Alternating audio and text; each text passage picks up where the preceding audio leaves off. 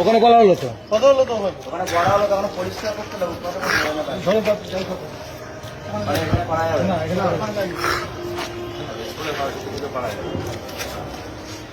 বলে দিও বলে যাও না কথা বলো না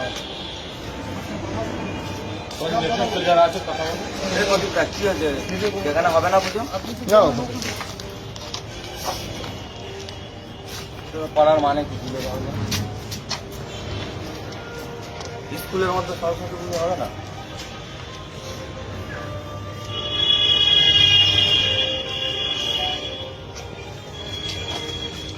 সমস্যাটা বিষয় স্কুলের বাইরেই তো হচ্ছে সাথে আমি কোনো কথা বলবো না আমি এখানে নগরের সংযোগে করবো তোমার সাথে কথা হবে বলো বলে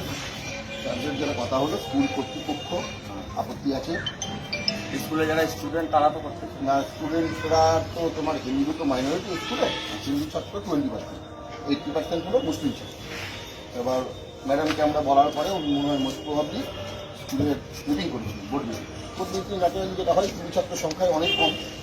তারা মাইনরিটি তারা সিদ্ধান্ত পাস করতে পারেন তার জন্য ওনাদেরকে নোটিশ করেছে যে স্কুল কর্তৃপক্ষ স্কুলের ভেতরে পুজো অ্যালাউ করবে যেহেতু মুসলিম সংখ্যা তখন বাধ্য হয়ে আমরা সরকারি যেমন ফুটপাতে নামিয়ে ফুটপাতে করবো এটা আমার তাহলে ভাই ভাই হিন্দু মুসলিম ভাই ভাই বলতে হিন্দুরাই সবসময় কোঅপারেট করবে তাই তো